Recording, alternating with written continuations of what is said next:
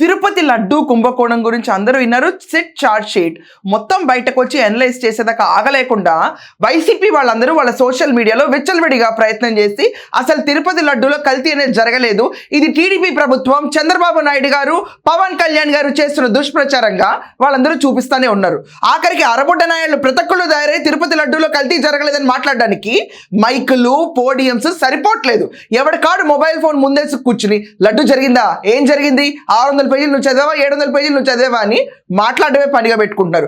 ఇప్పుడు డీటెయిల్డ్గా వెళ్ళి తిరుపతి లడ్డు విషయంలో ఎంత అపవిత్ర పాలు చేశారన్న విషయం పైన 1 by 1 నేను మీకు స్లైడ్ షో ఇస్తున్నాను.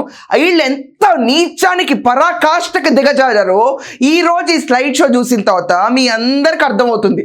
జంతు కొవ్వు లేదా, కల్తీ జరగలేదా, అసలు మనుషులుగా ట్రీట్ చేశారా?